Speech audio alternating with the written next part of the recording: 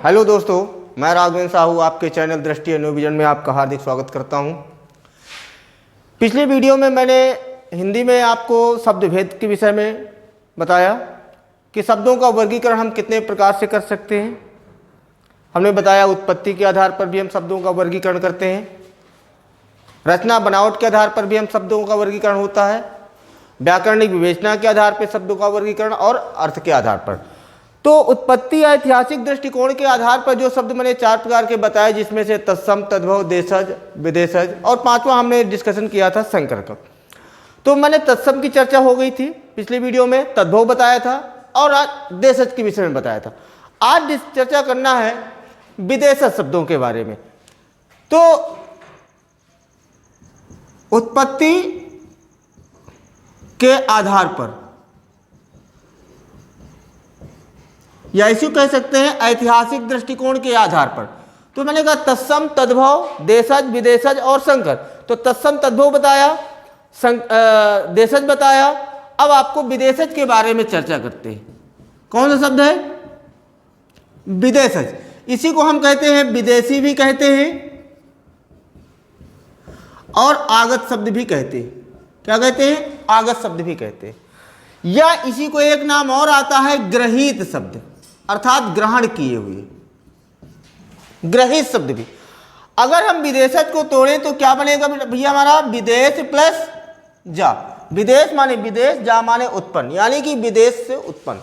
यानी कि ऐसे शब्द जो विदेशी प्रभाव के संपर्क के कारण, ध्यान दीजिएगा फिर से, ऐसे शब्द जो विदेशी प्रभाव के संपर्क के कारण हिंदी भाषा में प्रचलित हो गए हैं, ऐसे शब्दों को हम क्या कहते हैं? विदेशज या विदेशी, आगत या ग्रहित शब्द कहते हैं। फिर से एक बात सुन लीजिएगा, ऐसे शब्द जो विदेशी प्रभाव के संपर्क के कारण हिंदी भाषा में प्रचलित हो गए हैं, तो ऐसे शब्दों को हम विदेशज या विदेशी शब्द कहते हैं।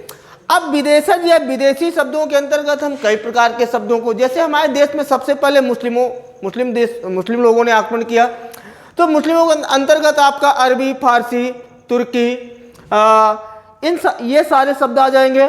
इसके बाद कुछ विदेशी कंपनियां आई, जैसे अंग्रेज लोग आए तो अंग्रेजी है, फ्रांसीसी है, डच है, पुर्तगाली है, चीनी है, जापानी, इस तरह के जितने भी शब्द हैं ये सब आपके विदेशज या विदेशी के अंतर्गत आते हैं। तो चलिए उसी के बारे में आज हम डिस्कशन करते हैं।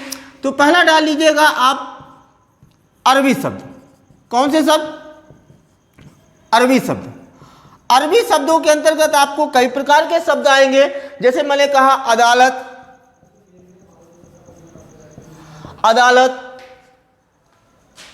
और आपका इस्तीफा, अदालत, इस्तीफा, इलाज, ये सब भैया आपके अरबी शब्द हैं। इलाज, इमारत, कीमत, औसत, ठीक है। जलेबी, जहाज भी होता है, जलेबी भी होती है। जुलूस, जलसा, दुकान, ठीक है। तकिया, तारीख, तकिया, तारीख, नहर, शराब, मुहावरा, ठीक है। लिफाफा,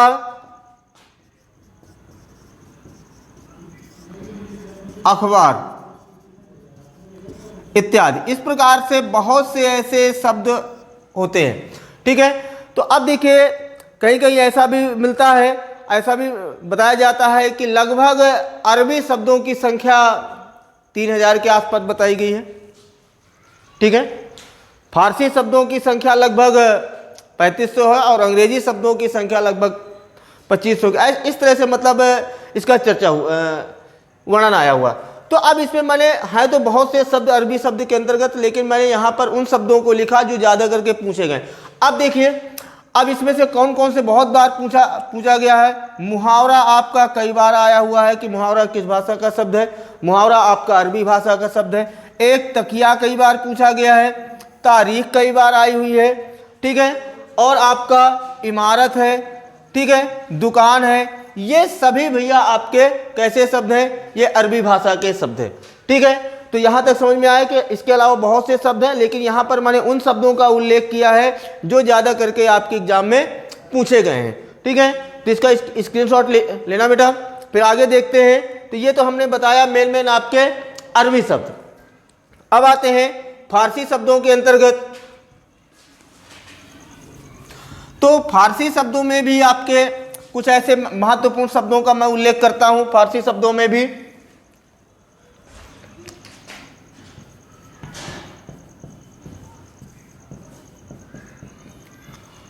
फारसी, जैसे मैंने कहा आराम, कुश्ती,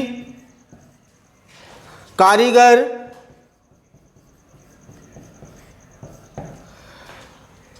खुदा, गिरफ्तार, गवाह, चालाक, चेहरा,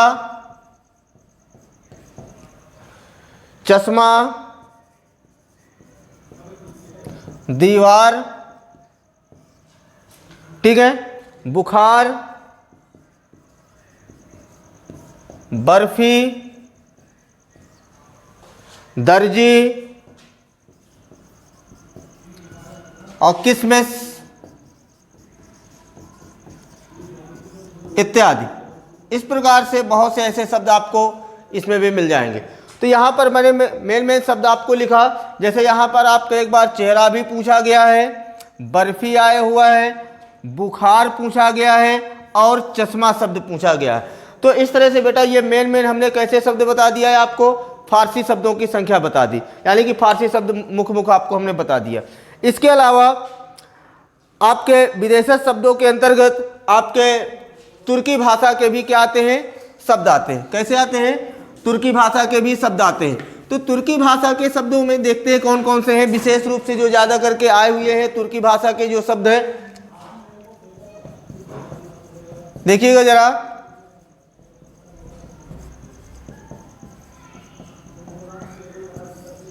तुर्की भाषा के शब्द जैसे हमने कहा इसमें चमचा,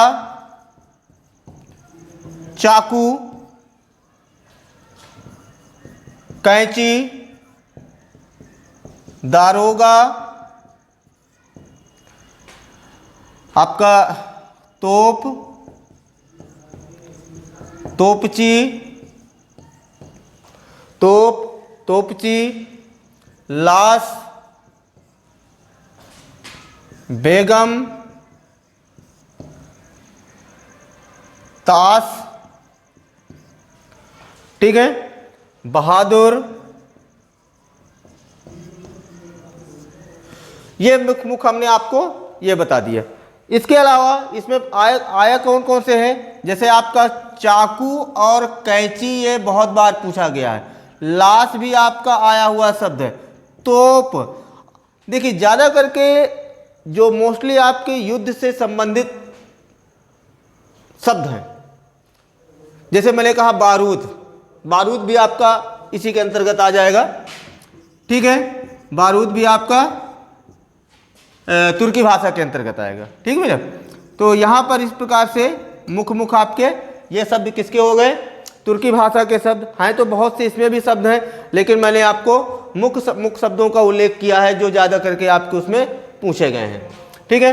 अब आते हैं बेटा हम किसमें, आपका पुर्तगाली शब्द। पुर्तगाली शब्द में ज़्यादा करके हमारे घर गृहस्थी से वस्तुएं हैं। पुर्तगाली में ज़्यादा करके हमारे किससे संबंधित है, घर गृहस्थी संबंधित है, ठीक है। पुर्तगाली में जैसे आपका गमला, आलपेन, अलमारी, बाल्टी, बोतल, काजू, तंबाकू, आपका इसके बाद संतरा, ठीक है, पिस्तौल, गोदाम, गोभी, तौलिया, गोदाम, तौलिया, गोभी, इस प्रकार से इसमें भी और भी बहुत से शब्द हैं। ये हमने यहाँ पर मुख्य आपके शब्दों का क्या किया, उल्लेख कर दिया। इसमें से जो आपके आए हुए हैं, गमला, आलपिन पूछा गया है, काजू आया हुआ है, तंबाकू पूछा गया है, एक आपका संतरा पूछा गया है और आपका तौलिया पूछा गया है। बात क्लियर हुई? तो इस प्रकार से इसमें क्या हो, इस प्रकार से इतने शब्द आपके आ जाते हैं। ठीक बेटा, अब आगे हम देखते हैं, अब आगे हम देखते हैं किसके, आपके क्या बोलते हैं उसको, फ्रेंच शब्द। कैसे शब्द हैं? फ्रेंच शब्द हैं। फ्रेंच में ज़्यादा नहीं, 2-3 शब्द बहुत महत्वपूर्ण है। ठीक है, फ्रांसीसी भाषा में 2-3 शब्द बहुत महत्वपूर्ण है। देखते हैं जरा कौन कौन से।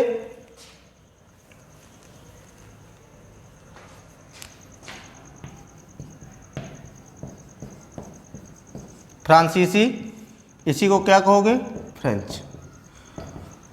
फ्रेंच में एक आपका आया हुआ है, ठीक है, आपका कारतूस कई बार आया हुआ है, और आपका काजू भी कई बार पूछा गया है, और रिपोर्टाज, 2-3 शब्द। ठीक है, कारतूस, काजू,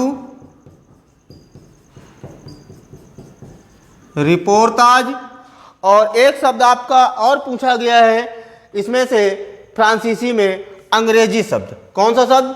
अंग्रेजी शब्द है। तो बहुत शब्द, लेकिन यहाँ पर हमने मेन शब्दों का क्या किया, उल्लेख। अब ध्यान देना, काजू मैंने आपको उसमें भी लिखवाया हुआ है, पुर्तगाली भाषा में भी। तो यदि ऑप्शन में दोनों देता है तो पहली वरीयता हम किसको देंगे, फ्रांसीसी या फ्रेंच को देंगे। तो ये बहुत बार दोनों, काजू कई बार आया है, आपका कारतूस आया हुआ है। ठीक है, इसके बाद आपका चीनी भाषा। कौन सा शब्द? चीनी। चीनी के अंतर्गत आपका आ जाएगा चाय, चीनी, लीची,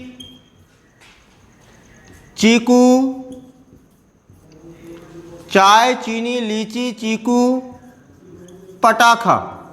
ठीक है, ये शब्द आपका, जिसमें से चाय, चीनी और पटाखा, ये आपके कई बार बेटा इसमें क्या हुए हैं, पूछे गए हैं। इसके बाद एक आ जाता है जापानी में। जापानी के अंतर्गत आपका एक आता है, बहुत महत्वपूर्ण शब्द है, रिक्शा। रिक्शा कई बार पूछा गया है। तो इस प्रकार से मैंने कुछ आपके महत्वपूर्ण शब्दों का उल्लेख किया, जिसके अंतर्गत आपके विदेशी शब्द, यानी कि ये सभी शब्द जो है हिंदी भाषा में इस प्रकार से मिल गए हैं कि हम इनको अलग नहीं कर सकते। अर्थात ये सभी शब्द कैसे हैं बेटा, विदेशी शब्द हैं। ठीक है, अब आगे है आते हैं आपके संकर शब्द। ध्यान देना, कैसे शब्द हैं अब आपके, संकर शब्द हैं।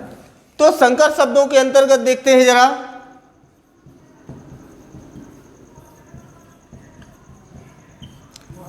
संकर शब्द, संकर का मतलब होता है मिश्रण। क्या होता है? मिश्रण। यानी कि संकर शब्द उस शब्द को कहते हैं जहां पर दो भाषाओं से मिलकर बने शब्द को, ध्यान देना बात को, कि दो भाषाओं से मिलकर बने शब्द को क्या कहते हैं, संकर शब्द कहते हैं। यहां पर मैंने क्या कहा कि दो भाषाओं से मिलकर, ध्यान देना बात को, दो भाषाओं से मिलकर बने शब्द को संकर शब्द कहते हैं। क्या कहते हैं? संकर शब्द कहते हैं। जहां पर दो भाषाएं मिली हो, दो भाषाओं से मिलकर बने शब्द को हम क्या कहते हैं, संकर शब्द कहते हैं। जैसे मैंने कहा है आपको रेलगाड़ी, ध्यान दीजिएगा बात को, हमने कहा रेलगाड़ी, यहाँ पर दो शब्द हैं, एक रेल है और दूसरा क्या है, गाड़ी है। दो, आपका रेल किस भाषा का शब्द है? अंग्रेजी भाषा का। गाड़ी किस भाषा का शब्द है? हिंदी भाषा का। यानी कि जहाँ पर दो भाषाओं से ये मिलकर आपका जो शब्द बना हुआ है, तो रेलगाड़ी आपका कैसा शब्द है? रेलगाड़ी आपका कैसा शब्द है? संकर शब्द है। जैसे मैंने कहा छायादार, तो यहाँ पर आप करेंगे छाया, दो शब्द हैं, छाया प्लस दार। छाया प्लस दार करेंगे तो छाया आपका संस्कृत शब्द है और दार आपका फारसी भाषा का शब्द है। ठीक है, तो यहाँ पर इस प्रकार से दो भाषाओं से मिलकर शब्द बनेगा। जैसे मैंने कहा पानदान, इसको आप अलग अलग करेंगे तो पान प्लस दान। पान आपका हिंदी शब्द है और दान आपका फारसी भाषा का शब्द है। तो इस प्रकार से जहाँ पर दो भाषाओं से मिलकर आपका जो शब्द बनेगा, तो दो भाषाओं से मिलकर जो बने शब्द को हम क्या कहते हैं? संकर शब्द कहते हैं। बात क्लियर हो गया? तो इस तरह से ये उत्पत्ति या ऐतिहासिक दृष्टिकोण के आधार पर क्या होते हैं? शब्दों का हम क्या करते हैं? वर्गीकरण करते हैं। बात क्लियर हो गई? अब आगे देखते हैं जरा। ठीक है, आगे देखते हैं। जैसे मैंने कहा, अब दूसरा है रचना या बनावट के आधार पर शब्दों का वर्गीकरण। ध्यान देना, किसके आधार पर? ये तो हमने बता दिया है आपको, उत्पत्ति के आधार पर। अब आपको देखना है रचना या बनावट के आधार पर शब्दों का वर्गीकरण। किसके आधार पर? रचना या बनावट के आधार पर। ध्यान दीजिए बात को। इसके आधार पर मैंने आपको शब्द कितने प्रकार के बताए? रचना या बनावट के आधार पर शब्द हमने 3 प्रकार के बताया। पहला हमने बताया है आपको रूढ़, दूसरा हमने बताया है आपको यौगिक, और तीसरा हमने आपको बताया योग रूढ़। ध्यान देना बात को। रूढ़ क्या होते हैं, यौगिक क्या होते हैं, योग रूढ़ क्या होते हैं, इसके बारे में देख लीजिएगा कि रूढ़ ऐसे शब्द हैं, ध्यान देना, ऐसे शब्दों को रूढ़ शब्द कहते हैं जिनके सार्थक खंड ना किए जा सके। ध्यान दीजिए फिर से मेरी बात को, कि ऐसे शब्द जिनके हम सार्थक खंड नहीं कर सकते हैं, तो उन शब्दों को हम क्या कहते हैं? रूढ़ शब्द कहते हैं। तो ध्यान क्या हो इसका मेन परिभाषा? सार्थक खंड ना हो सके। ध्यान दीजिएगा, सार्थक खंड ना हो सके तो ऐसे शब्दों को हम क्या कहते हैं? रूढ़ शब्द। जैसे मैंने कहा चावल, कमल, लोटा, दिन, घर, मुंह इत्यादि। इस प्रकार से जो भी शब्द हैं हम इनको सार्थक खंड टुकड़े। जैसे मैंने कहा अगर लोटा को शब्द देखूं तो लो प्लस क्या आ जाएगा? टा। तो बताइए इनका भी कोई अर्थ नहीं होता है, इसलिए ऐसे शब्दों को हम क्या कहते हैं? रूढ़ शब्द कहते हैं। बात क्लियर? यौगिक शब्द क्या होते हैं? यौगिक का अर्थ होता है क्या? मेल। यौगिक शब्द का क्या अर्थ होता है? मेल होता है। तो अर्थात यौगिक शब्दों का निर्माण, ध्यान देना, यौगिक अर्थ क्या होता है? मेल। यौगिक शब्दों का जो निर्माण होता है उसमें आपको 3 चीजें ध्यान देना है। एक तो हमारा उपसर्ग, दूसरा क्या होगा? प्रत्यय, और तीसरा होगा सामासिक शब्द। ध्यान देना, 3 शब्द। सामासिक शब्द में यहाँ पर हम बहुब्रीहि समास को छोड़ देंगे। इसको छोड़ करके, बहुब्रीहि को छोड़कर, ध्यान दीजिएगा बात को, यानी कि बहुब्रीहि समास के उदाहरण इसमें नहीं आएंगे।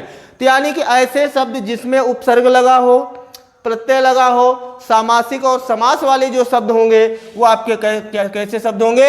आपके यौगिक शब्द होंगे। जैसे मैंने आपसे कहा विज्ञान, प्रहार, सामाजिक, सुंदरता, राजपुत्र, रसोई घर, शरणागत। अब देखिए तीनों चीजों का यहाँ विज्ञान में भी उपसर्ग है और प्रा। देखिए ऐसे इनमें क्या लगा हुआ है? उपसर्ग लगा हुआ है। सामाजिक को यदि मैं तोड़ूंगा तो समाज प्लस इक क्या है? प्रत्यय है। सुंदरता को तोड़ूंगा तो सुंदर प्लस ता आपका प्रत्यय है। राजपुत्र में आपका तत्पुरुष समास है, रसोई घर में भी तत्पुरुष समास है, और शरणागत में भी आपका तत्पुरुष समास है। अर्थात कहने का मतलब जिसमें उपसर्ग, ऐसे शब्द जिसमें उपसर्ग हो या तो प्रत्यय हो या फिर आपके सामासिक शब्द हो, उन शब्दों को हम क्या कहते हैं? यौगिक कहते हैं। बात क्लियर? अब योग रूढ़ की बात करें तो यहां पर देखिए हमने बहुब्रीहि समास को क्या कर दिया है, छोड़ दिया है। तो बहुब्रीहि समास के उदाहरण आपके किस में आ जाएंगे, या योग रूढ़ में आ जाएंगे। ध्यान दीजिए बात को, बहुब्रीहि समास के उदाहरण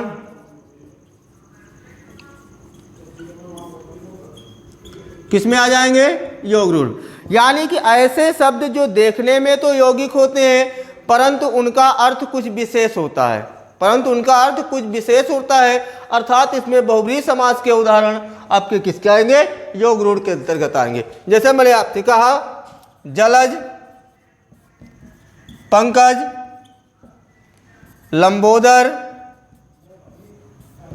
गजानन, दशानन इत्यादि। इस प्रकार से जो भी आपके होंगे ये आपके क्या होंगे, योग रूढ़ के शब्द आ जाएंगे। तो इस तरह से मैंने आपको बताया रचना या बनावट के आधार पर आपके 3 प्रकार के शब्द होंगे। पहला रूढ़ हो गया, दूसरा यौगिक है और तीसरा आपका योग रूढ़ होता है। बात क्लियर हो गई?